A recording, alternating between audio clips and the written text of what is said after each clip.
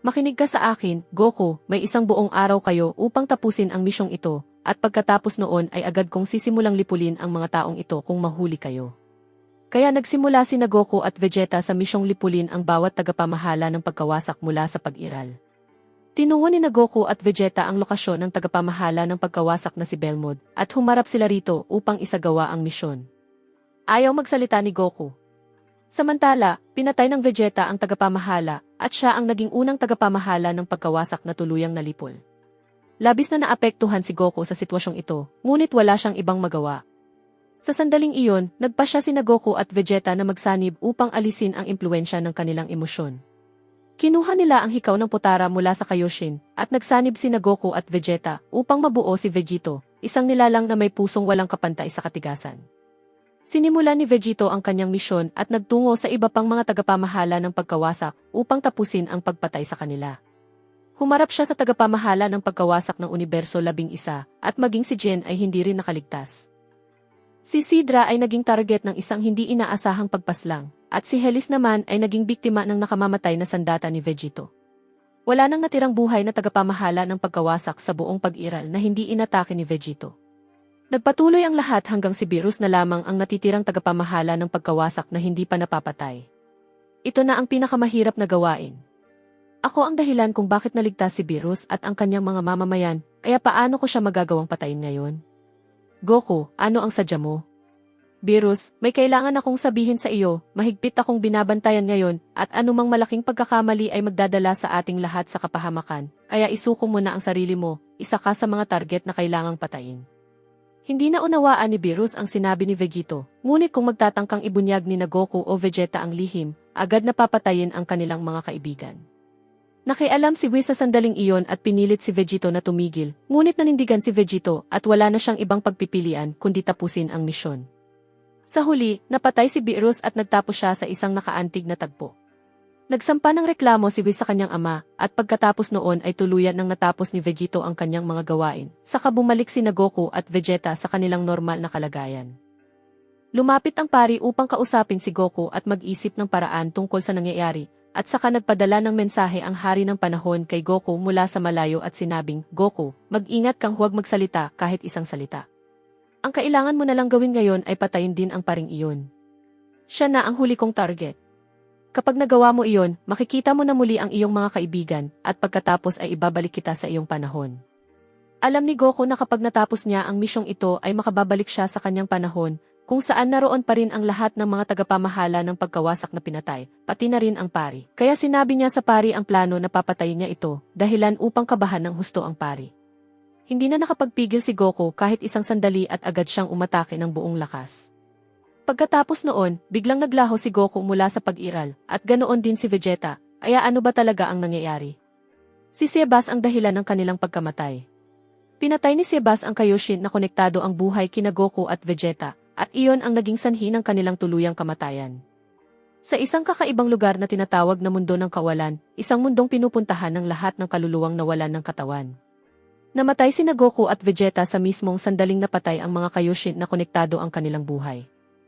Kaya ang kanilang mga kaluluwa ay nakulong sa lugar na iyon. Ang pangyayaring ito ay dulot ni Sebas, ngunit hindi niya alam ang tunay na nangyayari.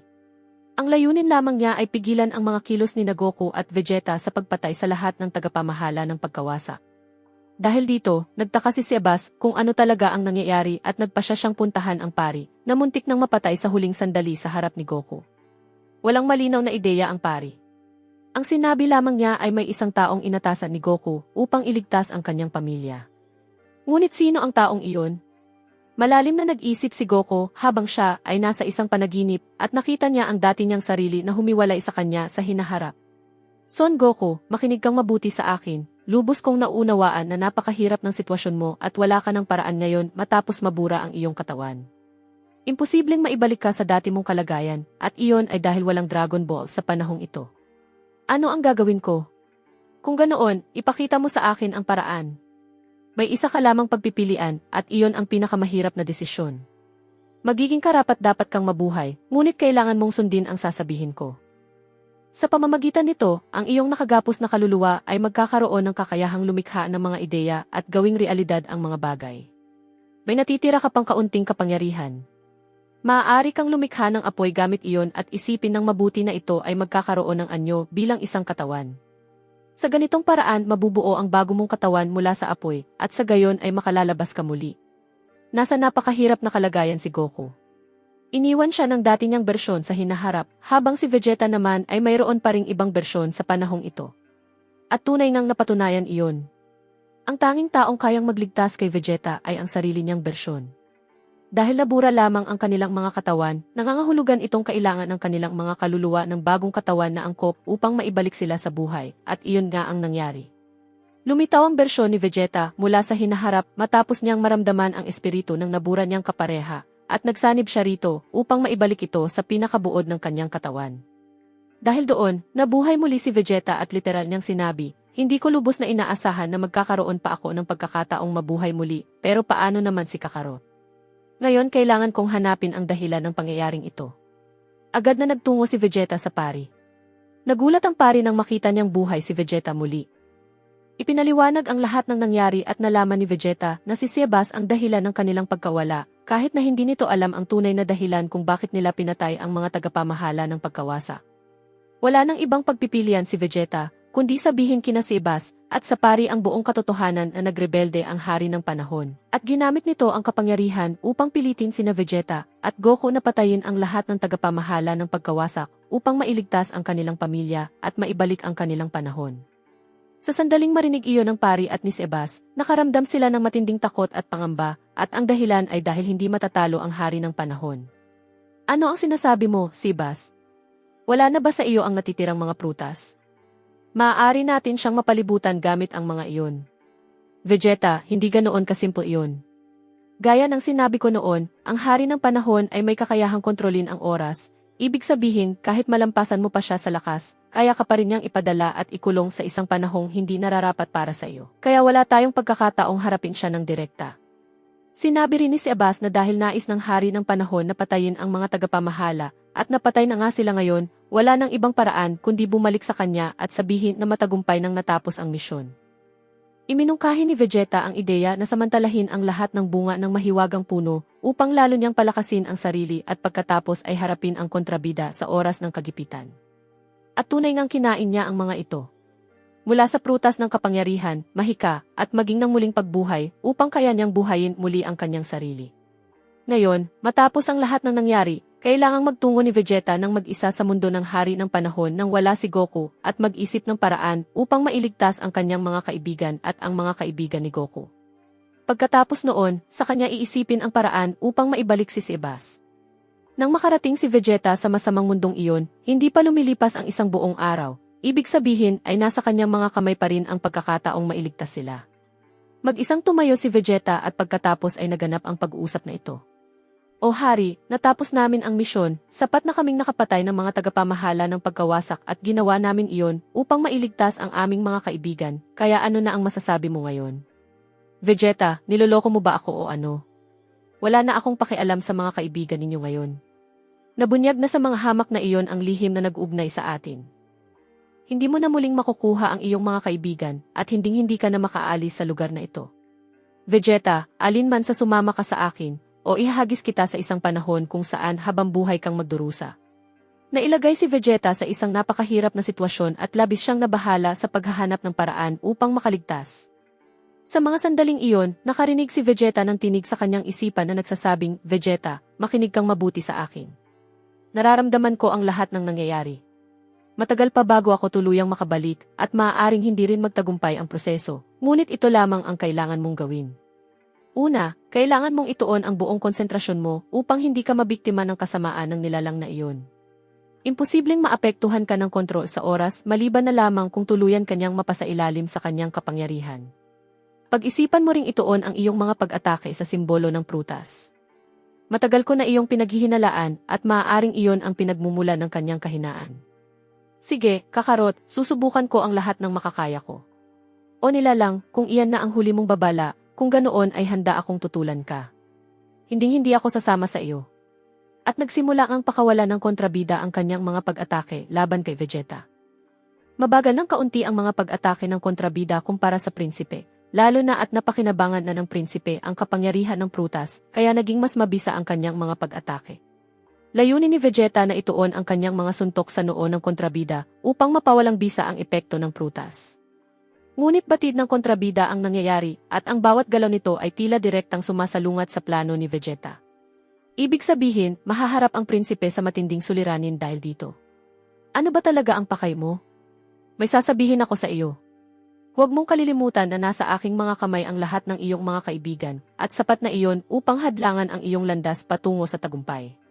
Wala na akong pakialam sa iba kundi ikaw. Nais naming ayusin ang aming panahon. At sapat na iyon upang maibalik ang lahat ng nilalang.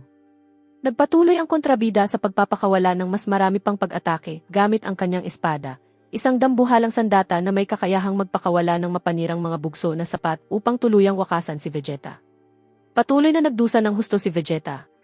Pagkatapos noon, sinabi ni Sebas na maaaring gamitin ni Vegeta ang prutas na kanyang kinain bilang sandata sa pag-atake sa halip na depensa sa pamamagitan ng isang teknik na tinatawag na Dragon Fruit Fist.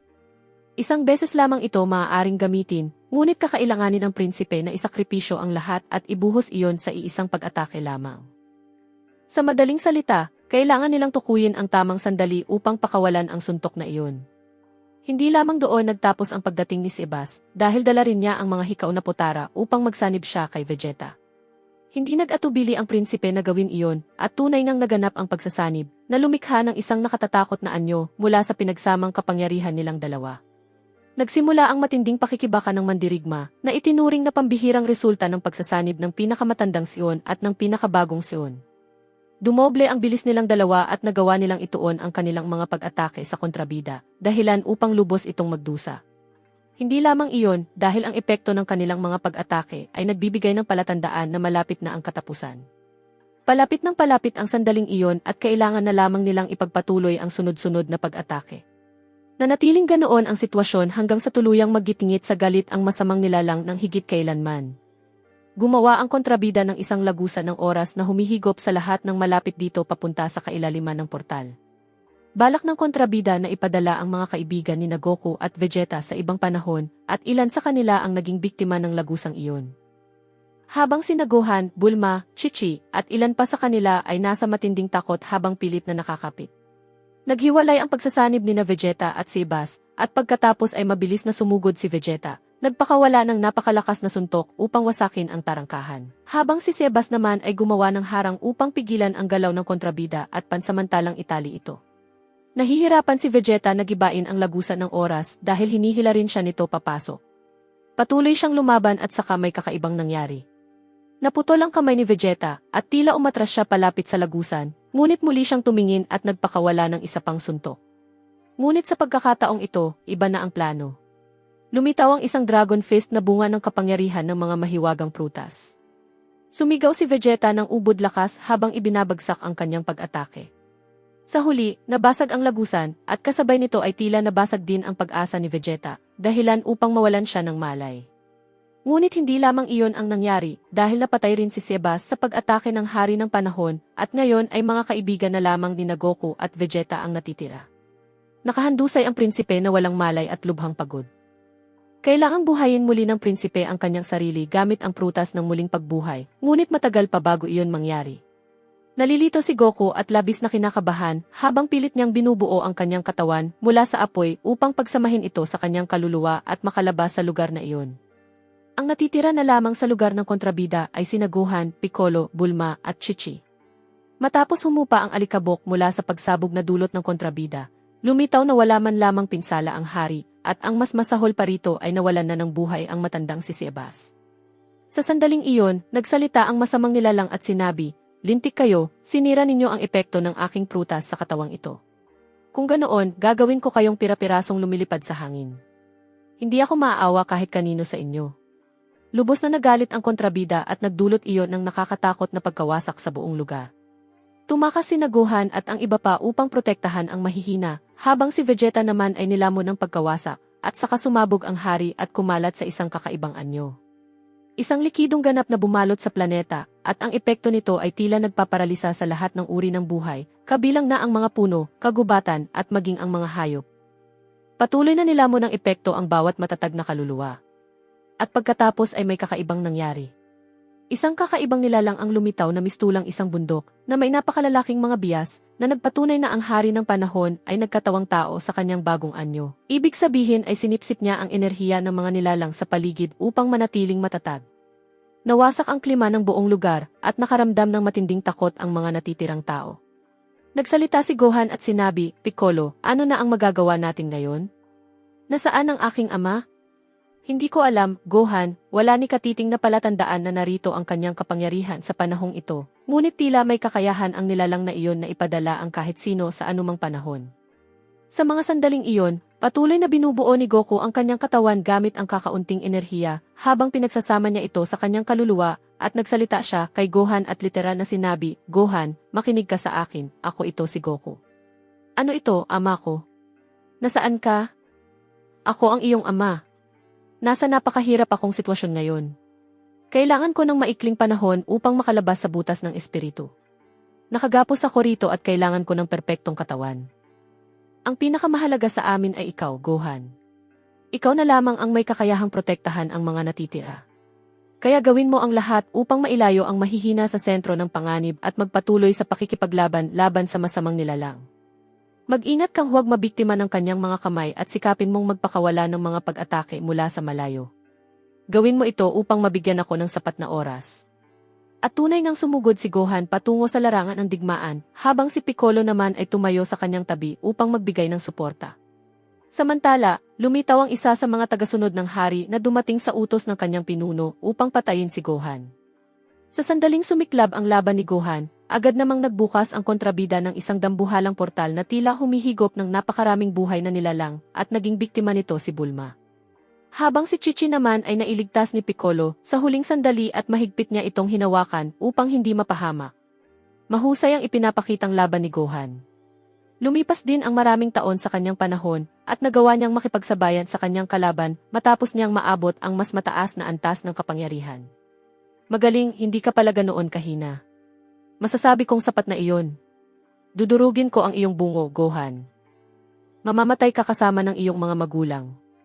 Lubos na tumaas ang antas ng kapangyarihan ni Gohan at patuloy niyang pinakakawalan ang kanyang mga pag-atake sa lahat ng direksyon. Walang pagkakataon si Komuro na maitaboy ang mga atake dahil mas nangingibabaw ang bilis ni Gohan at higit na mas malakas ang kanyang kapangyarihan kaysa sa kontrabida. Ngunit ano nga ba ang dahilan nito? Maliwanag na sinasamantala ng hari ng panahon ang pakikipaglaban ni Gohan kay Komuro upang bigyan ang sarili nito ng sapat na oras upang lalo pang lumakas. Hindi ito namamalayan ni Gohan at ng iba pa kaya nagpatuloy lamang ang laban nang hindi nila alam ang tunay na nangyayari. Nanatiling nasa kontrol ni Gohan ang sitwasyon. Nag-ipon si Gohan ng napakalaking dami ng kapangyarihan na sapat upang wasakin ang planeta, ngunit napigilan niya ang kanyang pag-atake at pagkatapos ay tuluyan niyang pinakawalan ang kanyang lakas na nagwasak sa karagatan. Sa mismong sandaling iyon, naramdaman ng lahat ng nilalang sa buong pag-iral ang matinding pagkawasak na iyon at bumalik ang pansin kay Goku na literal na nagsalita. "Magaling! Ito mismo ang gusto ko. Umaasa akong mananatiling maayos ang lahat habang nabubuhay pa ako. Ito ang pinakamahalagang bagay upang mapabilis ko ang proseso. Kaunti na lamang ang natitira.